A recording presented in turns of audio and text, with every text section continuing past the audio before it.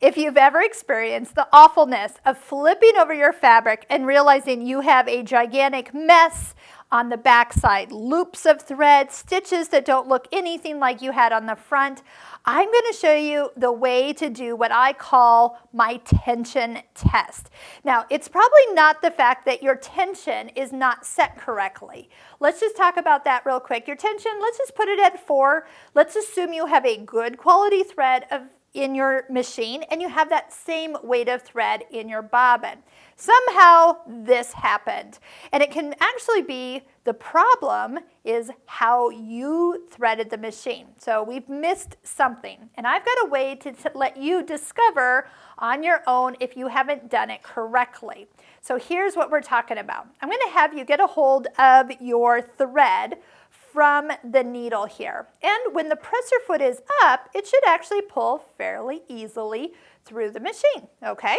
When the foot is down, you're going to notice when you pull on this, it's tight. The needle even starts to bend. So what are we talking about? So here is what I need people to always kind of look at when they're threading their machine. Number one, this does not equal a bobbin issue. Now you do want to make sure that your bobbin is in correctly, yes, but when you see it on the back side, it's actually usually somewhere in between here and here.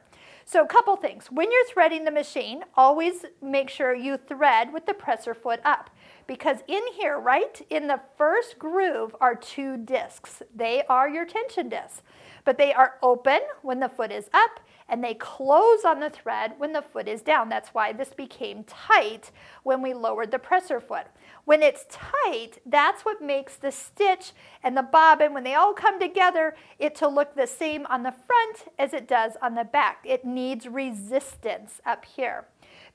So if you haven't threaded the machine correctly, or maybe you threaded so gently, you just barely laid the thread in there, that it never got in those discs, when we thread the machine, we're going to thread, and right here we're going to give it a little floss, and it sinks the thread all the way down. Now, after you come up, you do also need to have your thread in the take-up lever. So just peek. You can usually see it. Is it in there or not? If you're not in the take-up lever, yeah, this is not, you're not even going to get those stitches in between. It's just going to be a garbled mess. So take-up lever, yes, but tension also. So, and you can do that quick little test that I just showed you. Foot up, it's loose. Foot down, it's tight. If it's tight, when you go to sew, you will find you get perfect stitches.